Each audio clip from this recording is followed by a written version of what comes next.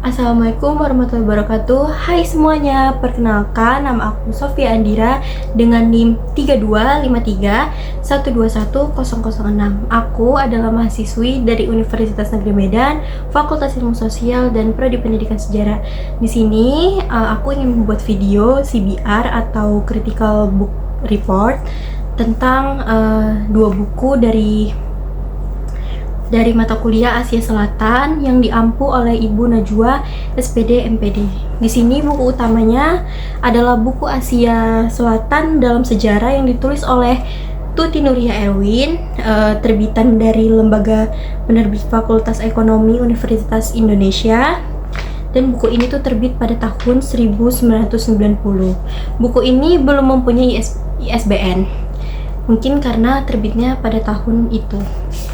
Dan juga buku ini terdiri dari 166 halaman yang kurang lebih ukuran buku ini 19 cm. Dan buku pembandingnya saya ada buku India, sejarah ringkas dari prasejarah sampai terbentuknya Bangladesh. Ini ditulis oleh B. Musidi, terbit pada tahun 2012, penerbitnya Universitas Sanata Dharma. Ini halamannya berjumlah 205 halaman. Dan ISBN-nya yaitu 978602918738. Buku ini tuh kurang lebih sama ukurannya dengan buku yang ungu, sama-sama 19 cm. Baik, di sini saya akan mengulik mulai dari buku utama kita. Di sini tuh bukunya itu tuh 166 halaman, tetapi 4 halamannya itu hanya berisi lampiran seperti gambar-gambar seperti ini. Jadi buku ini tuh hanya mempunyai 2 bab, yaitu adalah yang pertama itu bab 1 tentang India, mencakup sejarah India kuno, bagaimana sumber sejarah dan kebudayaan India. Ada juga bagaimana kebudayaan lembaga Sungai Indus, kedatangan bangsa Arya zaman Veda, perkembangan agama Hindu, bagaimana lahirnya agama Hindu, dan bagaimana berkembangnya agama Buddha dan Hindu. Ada juga pemerintahan Gupta di India, bagaimana masuk dan berkembangnya Islam di India. Dan ada juga kerajaan dinasti Mughal atau yang biasa kita sebut dinasti Mughal atau kerajaan Mughal. Nah, selanjutnya pada bagian 2, di sini kan tadi sejarah India kuno. Pada bab 1 juga nih, di bab 2 ada sejarah India modern. Di situ tuh mencakup kedatangan bangsa kulit putih di India, perpecahan golongan Hindu dan Islam, perjuangan kemerdekaan India, India di bawah Indira dan Rajiv Gandhi, hubungan India dengan Indonesia. Nah, di bab 2 itu tuh di luar dari India ya, tapi masih mencakup Asia Selatan. Isinya itu aneka peristiwa di wilayah Asia Selatan. Ini tuh isinya seperti ada Bangladesh dengan berbagai problematikanya, pendudukan Uni Soviet di Afghanistan, Pakistan yang mengesankan, krisis rasial di Sri Lanka, dan kerjasama regional di Asia Selatan. Buku ini tuh di setiap babnya dan di setiap materinya itu mempunyai rangkuman dan teks formatif. Nah, kalau buku ini tuh bener-bener bukunya banyak banget isinya, tebel, dan dia tuh kalau yang ini tuh bukunya lebih ada space di antara isinya. Kalau buku yang ini tuh dia bener-bener padat banget.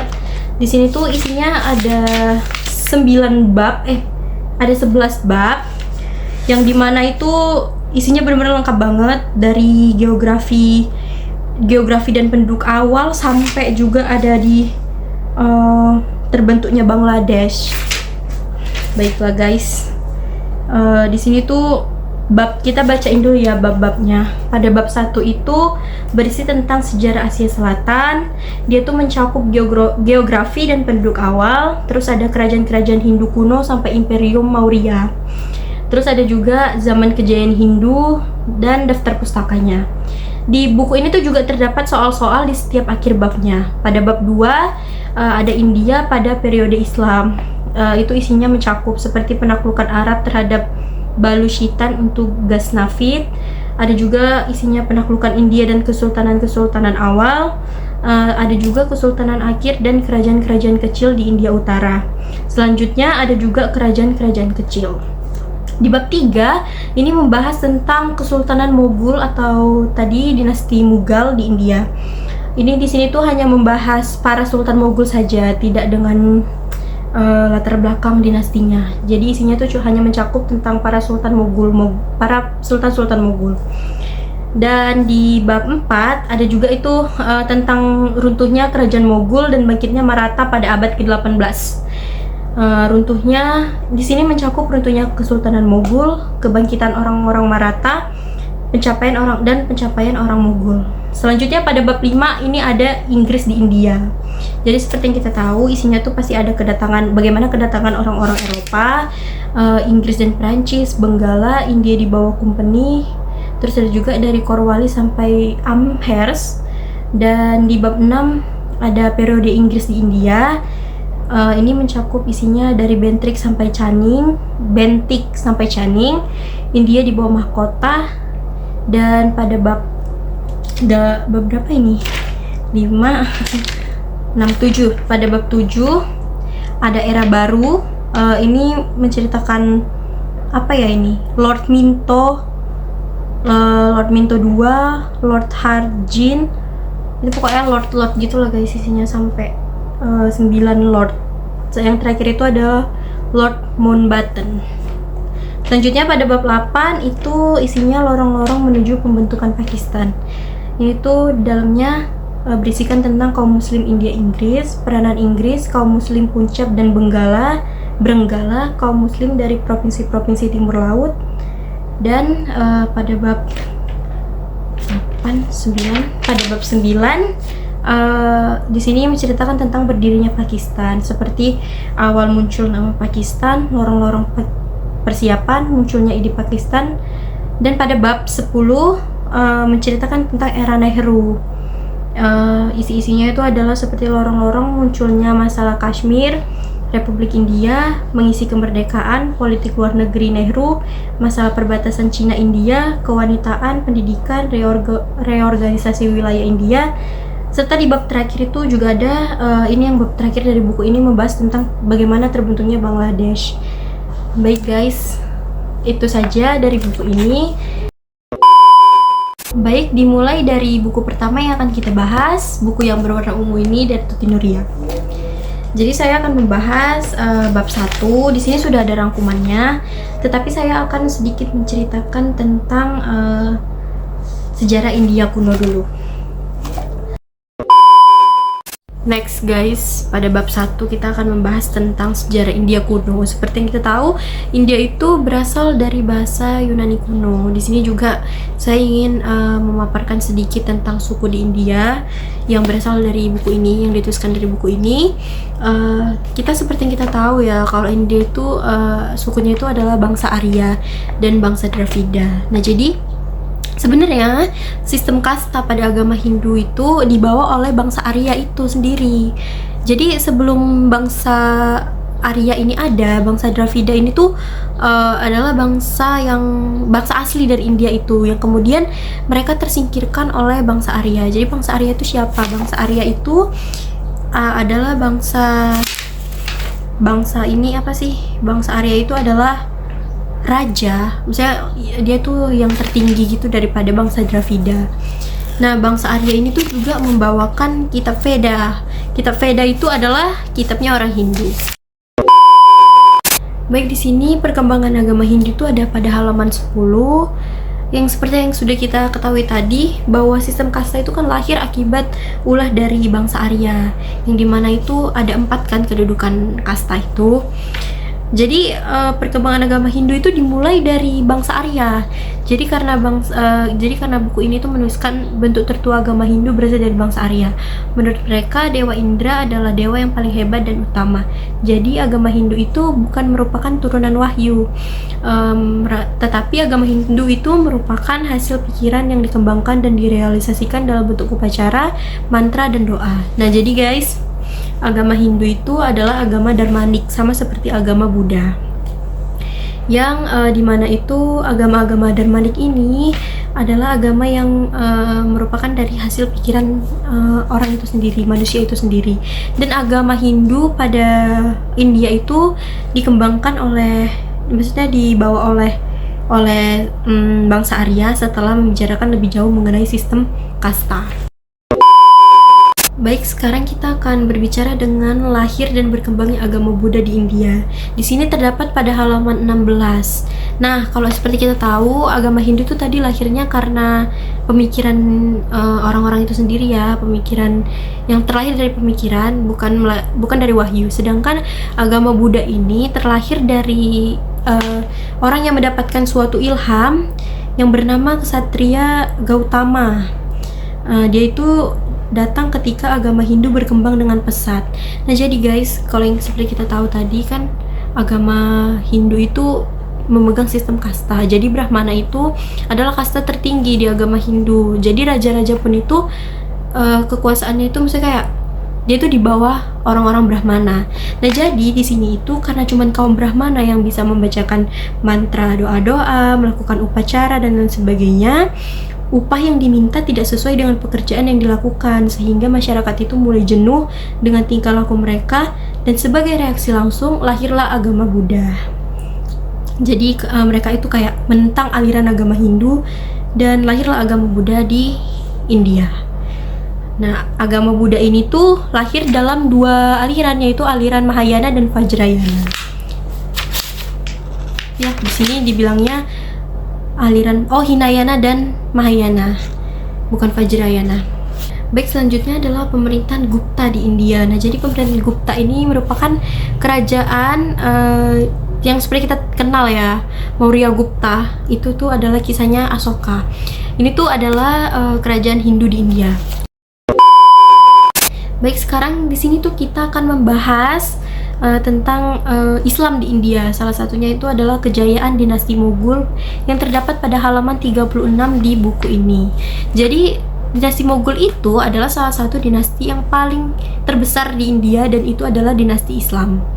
Jadi kalau kalian tahu tadi di bab sebelumnya itu kan ada di subbab sebelumnya itu kan ada kerajaan Maurya Gupta. Nah, kalau di sini tuh ada kerajaan Mughal. Kerajaan Mughal ini film yang terkenal yang mengangkat kisah kerajaan Mughal itu adalah film Jodha Akbar. Jadi Raja Akbar itu merupakan raja dari dinasti Mughal. Nah, kalau yang tadi kan itu Ashoka. Ashoka itu merupakan raja dari kerajaan Buddha. Jadi kerajaan Mughal ini tuh sangat berkembang pesat ya, dan raja-rajanya itu juga terkenal banget. Salah satunya itu adalah Raja Akbar. Nah, raja-rajanya itu ada 6 raja. Yang pertama itu adalah Raja Babur. Raja Babur ini merupakan pendiri dari dinasti Mughal. Yang kedua itu adalah putranya Humayun. Terus Raja Akbar sendiri, putranya lagi Pangeran Salim, atau yang biasa disebut di buku itu namanya Jahangir. Dan setelahnya adalah Shah Jahan. Shah Jahan ini adalah raja yang membangun Taj Mahal, raja yang membangun Benteng Agra dan Masjid Jama. Itu di zamannya Shah Jahan. Dan kemudian raja yang terakhir adalah Aurangzeb. Oke, baik. Selanjutnya kita akan membahas bab subbab kedua dari bab 1, yaitu tentang sejarah India di masa modern. Baik, sekarang kita akan membahas subbab yang kedua dari buku ini, yaitu tentang sejarah India modern. Yang pertama itu adalah kedatangan bangsa kulit putih di India. Nah, siapa ya bangsa kulit putih di India itu? Bangsa kulit putih di India itu merupakan kolonialisme Inggris. Karena seperti kita tahu, India itu kan dijajah oleh Inggris, sama seperti Malaysia. Nah, jadi kedatangan bangsa kulit putih ini pada abad ke-17, dan dia itu untuk berdagang. Tapi lama-kelamaan mereka ini menjadi kolonialisme di India itu. Yang kemudian pada bab ini juga, ini kan ada membahas perpecahan golongan Hindu dan Islam. Nah, perpecahan golongan Hindu dan Islam ini tuh terjadi gara-gara ya Inggris tadi, karena dia itu menetapkan ada yang namanya politik divide et impera, atau itu namanya adu domba. Jadi orang Islam dan orang Hindu di India itu diadu domba oleh bangsa kulit putih di India ini. Yang kemudian juga ada juga perjuangan kemerdekaan India. Nah, jadi perjuangan kemerdekaan India ini tuh dipimpin oleh Mahatma Gandhi. Terus ada juga si Jawaharlal Nehru, atau yang biasa disebut Nehru aja sih. Terus ada juga Muhammad Ali Jinnah. Nah, mereka ini tuh seperti kita tahu ya, Mahatma Gandhi itu kan sangat terkenal ya. Dia itu adalah tokoh besar dari India. Nah, jadi dia itu membuat kebijakan-kebijakan sehingga India ini tuh merdeka lah gitu. Selanjutnya India di bawah Indira dan Rajiv Gandhi.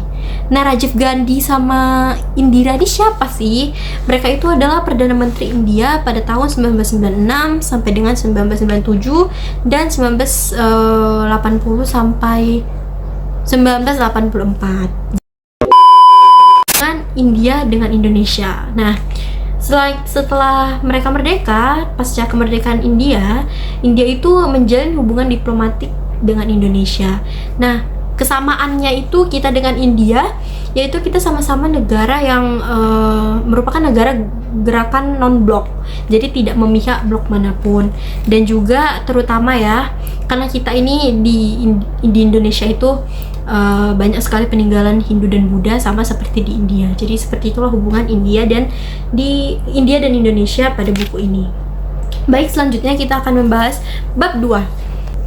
Nah, sekarang kita akan membahas bab terakhir dari buku ini, yaitu bab 2. Jadi bab 2 ini tuh dia membahas tentang aneka peristiwa di Asia Selatan. Jadi ini tidak berfokus lagi di India, tetapi berbagai peristiwa di wilayah-wilayah lain seperti Bangladesh, Pakistan, Afghanistan, Sri Lanka. Jadi sebelum tahun 1971, si Bangladesh itu sebenarnya adalah kekuasaan Pakistan. Dia itu adalah wilayah Pakistan Timur. Nah, dia itu minta merdeka dari Pakistan, yang sebenarnya Pakistan ini tuh udah memerdekakan dirinya sendiri dari India karena ya itu ada konflik antara Hindu dan Islam pada masa kolonialisme itu. Jadi orang Islam itu kan membentuk wilayah baru atau negara baru yang namanya itu Pakistan. Nah, Bangladesh itu dulu adalah Pakistan Timur, tetapi sekarang dia juga merdeka dan menjadi negara sendiri. Dia meminta pecah dari Bangladesh. Oke, jadi ketika rakyat di bawah pimpinan Sheikh Mujibur Rahman, orang itu tuh menuntut kemerdekaan, yang kemudian kemerdekaannya itu resmi merdeka pada 16 Desember 1971. Jadi sebenarnya latar belakangnya itu tuh gara-gara katanya perbedaan identitas nasional di antara dua wilayah sebelumnya yang tergabung. Jadi Pakistan sama si Bangladesh ini katanya nggak akur juga lah gitu, makanya dia tuh minta merdeka. Yang merdekanya itu pada tahun 1971 itu juga pada bulan Desember tanggal 16. Oke. Selanjutnya kita akan membahas tentang pendudukan Uni Soviet di Afghanistan. Nah, jadi Afghanistan ini merupakan negara Islam ya, teman-teman. Jadi pada yang kita tahu ya, Uni Soviet itu kan mereka itu kan memiliki paham komunis, jadi itu tidak sejalan lah pastinya dengan Afghanistan. Jadi awalnya itu negara-negara Uni Soviet itu memberikan bantuan kepada Afghanistan, tapi negara-negara tersebut juga melakukan penyebaran paham komunis. Jadi hal itu kan ditentang juga ya sama penduduk Islam di Afghanistan. Jadi hal ini tuh terjadi sekitaran tahun 1979 sampai 1989. Bentar ya, teman-teman. Nah, negara yang Afghanistan ini kan negara tanpa laut ya di sini. Negara tanpa laut ini terletak di Sentral Asia dengan luasnya 264 mil persegi, sebelah utara perbatasan dengan negara Uni Soviet. Nah, jadi Afghanistan ini memang sebelahan sama negara-negara Uni Soviet dan RRC. RRC itu juga memegang paham komunis ya, teman-teman. Jadi ya pokoknya Afghanistan itu sama Uni Soviet itu mereka tuh sampai terjadi perang yang berlangsung hampir selama 10 tahun. Begitulah. Selanjutnya akan kita bahas lagi tentang Pakistan yang mengesankan. Baiklah, kita akan lanjut pada subbab yang ketiga pada bab 2, yaitu tentang Pakistan yang mengesankan. Nah, Pakistan ini tuh di judul ini dibilang mengesankan. Saya tangkap dari buku ini tuh karena Pakistan ini merupakan salah satu negara Islam yang berada di kawasan Asia Selatan, yang semulanya mereka ini itu adalah negara yang satu dengan India. Jadi kan tadi sudah kita bahas juga ya, sudah saya ceritakan bahwa Pakistan ini tuh berasal dari India, yang dia tuh memisahkan diri karena dia merasa tidak cocok dengan India karena adanya adu domba dari kolonialisme Inggris. Jadi Pakistan ini tuh juga juga negara yang menetapkan perundang-undangannya itu berdasarkan kaidah Islam. Jadi ini memang negara Islam yang dimana itu ketika masa itu orang-orang Hindu itu memilih negara India dan orang-orang Islam itu memilih orang-orang Islam itu memilih negara Pakistan. Nah, pada hal ini juga terjadi yang namanya itu masalah konfliknya namanya Kashmir yang terjadi antara India dan Pakistan, yaitu melibatkan sebagian wilayah Tiongkok juga, karena kan Asia Selatan ini kan dekat banget ya sama RRC dari Tiongkok ya. Jadi Kashmir ini tuh adalah salah satu wilayah yang wilayahnya itu mayoritasnya Muslim. Dia tuh diperintah oleh Maharaja Hindu yang namanya itu Maharaja Hari Singh. Jadi ini tuh gimana ya guys, ini tuh dia wilayah Islam, tetapi yang memerintah itu Maharaja Hindu gitu. Oke, jadi masalah Kashmir ini tuh sebenarnya masalah wilayah kekuasaan. Nah, jadi di sini tuh juga terdapat nih isinya pada halaman 126. Nah, bagi si India, letak Kashmir ini tuh strategis sebab New Delhi berada langsung di dekatnya. Nah, bagi agama Hindu juga, Kashmir adalah salah satu tempat bersejarah. Sedangkan bagi Pakistan, hampir semua sumber-sumber air Pakistan terletak di wilayah Kashmir. Dan rakyat Kashmir juga sebagian besar beragama Islam. Jadi, sampai sekarang pun maksudnya konflik Kashmir itu belum terpecahkan. Jadi itu seperti perebutan wilayah. Nah, selanjutnya itu adalah subbab keempat, yaitu krisis rasial di Sri Lanka. Nah, Sri Lanka ini tuh didiami oleh bangsa Sinhala yang membangun kota suci Anuradhapura dan menjadikan Sri Lanka sebagai pusat pengajaran agama Buddha. Nah, jadi Sri Lanka ini tuh adalah pusat pengajaran agama Buddha. Nah, mereka ini tuh, suku Sinhala ini merupakan keturunan orang Indo-Arya yang berasal dari India Utara. Namun 500 tahun kemudian, suku Sinhala merupakan orang-orang keturunan Dravida di India Sinhala. Jadi guys, masalah rasial di Sri Lanka ini tuh antara mayoritasnya etnis Sinhala dengan Tamil. Jadi Tamil ini tuh datang, emigran suku Tamil itu datang, dan dia tuh di sini dibilang mendesak suku Sinhala makin ke selatan, dan suku Sinhala itu sampai mengungsi ke gunung dan mendirikan kerajaan merdeka. Nah, karena itulah terjadi kayak cekcok juga di antara kelompok Tamil dan Sinhala. Nah, jadi kaum Tamil itu tuh merasa didiskriminasi gitu katanya, sampai dia membentuk kelompok LTTE. Kelompok LTTE itu adalah, ini bahasa Indonesia nih, Harimau Pembebasan Tamil Elam. Jadi ini LTTE yang didirikan pada tahun 1972. Ini tuh adalah kelompok-kelompok pembebasan Tamil, kelompok-kelompok ekstrim ya teman-teman. Nah, hal ini tuh mengakibatkan terjadinya perang saudara yang berlangsung dari 1983 sampai 2009 dan berakhir, dan sebenarnya ini masih ada sih katanya, ketegangan antar etnisnya masih ada sampai sekarang. Berakhir saat konflik ini berakhir saat pemerintah mengalahkan LTTE. Baiklah, kita sudah di penghujung bab. Kita membahas tentang kerjasama regional di Asia Selatan. Jadi akhirnya itu Konferensi Delhi pada 1 Agustus 1983 itu ditemukanlah para menteri bangsa-bangsa Asia Selatan yang kemudian mereka tuh mengambil keputusan menyangkut kepentingan kerjasama regional di Asia Selatan, yang maksudnya untuk meningkatkan stabilitas nasional dari masing-masing bangsa di wilayah tersebut. Ya, adapun yang menjadi latar belakangnya itu karena mempunyai permasalahan perbatasan yang sama, sosial budaya, jumlah penduduk yang besar dan terbelakang, dan juga stabilitas nasional di kawasan Asia Selatan. Jadi akhirnya Asia Selatan ini tuh ya udah gitu, para menterinya itu dipertemukan dan mereka itu yaitu membentuk keputusan-keputusan yang kemudian ini tuh menghasilkan SAARC, South Asian Association for Regional Cooperations. Nah, ini tuh Konferensi Daca pada Desember 1985. Ini tuh gunanya untuk membangun kerjasama ekonomi, tapi juga memperkuat hubungan politik, sosial, dan budaya di kawasan Asia Selatan yang sering sekali terjadi konflik. Nah, jadi kan karena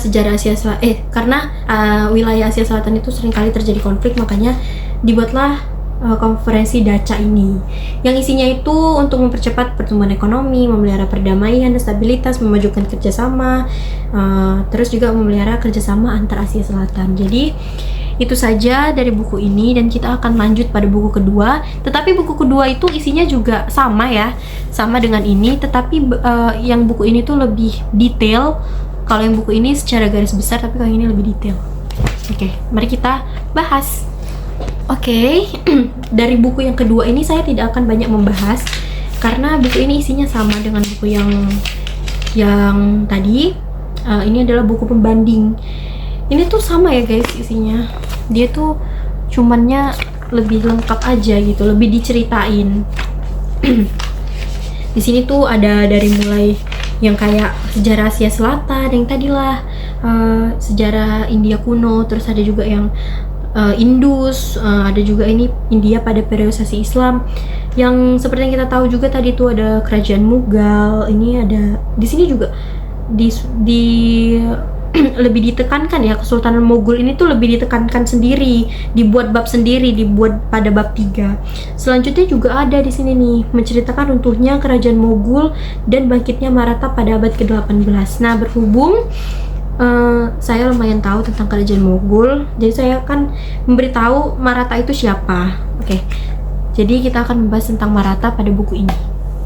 Nah, jadi Maratha ini tuh adalah orang-orang India yang merasa tertekan akibat kebijakan dari Mogul ya, kerajaan Mogul yang pada saatnya itu kerajaan Mogul ini kan adalah kerajaan Islam. Nah, kerajaan Islam ini tuh kayak bertentangan lah sama pemikiran, pokoknya sama orang Maratha itu, kayak itu terjadi konflik lah antara Maratha dengan Mogul gitu pada abad ke-17. Nah, latar belakangnya itu ya pokoknya karena katanya ada penindasan dan keinginan untuk membentuk pemerintahan Hindu yang merdeka di India bagian barat gitu. Baik, selanjutnya ini tuh ada Inggris di India. Inggris di India ini sama ya, tentang kolonialisme itu, seperti kedatangan orang-orang Eropa yang seperti kita tahu ya, seperti Inggris dan lain-lainnya dan kawan-kawannya. Selanjutnya ini juga ada, ini lebih ditekankan lagi periode Inggris di India. Jadi ini tuh kayak tahun-tahunnya gitu, dari Bentik sampai Canning. Kita akan membahas sedikit tentang Bentik dan Canning.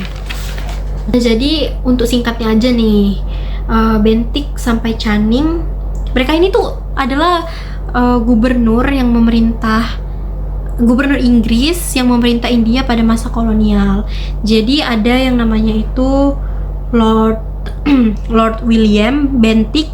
Ini tuh memerintah pada tahun 1828 sampai 1835.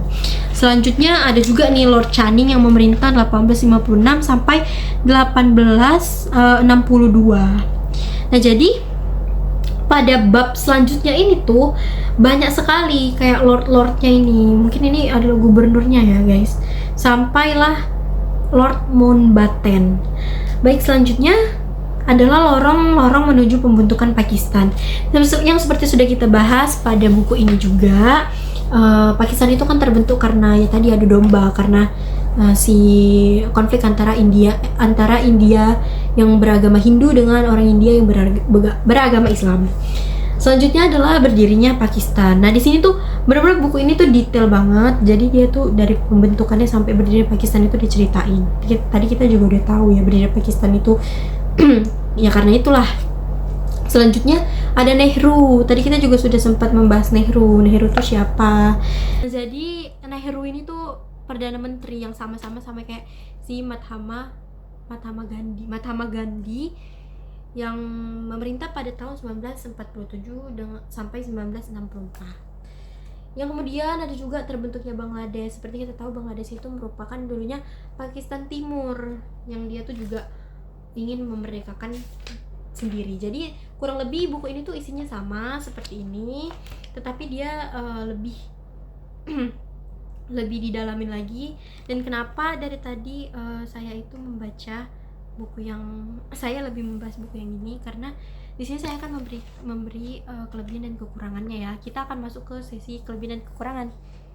Baik, di sini saya akan membahas kelebihan dan kekurangannya. Sebenarnya buku ini tuh sama-sama bagus ya, lengkap juga isinya.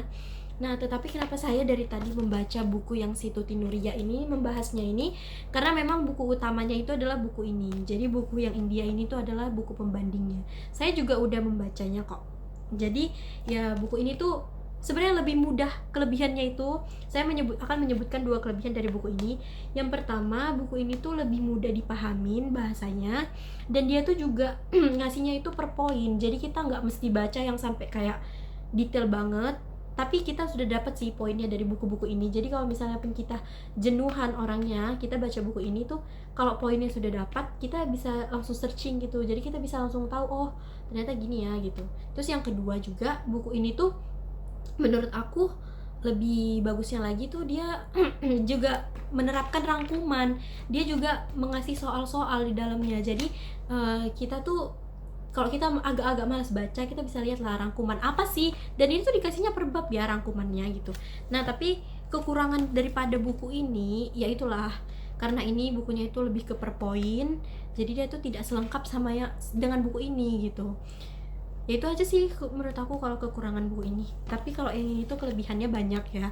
Kelebihannya ini tuh lebih tebal, yang pasti tuh isinya itu pasti lebih oke. Tapi kalau buat orang yang bosenan, ini bakal ngebosenin banget, soalnya ini tuh kayak nggak ada space gitu loh.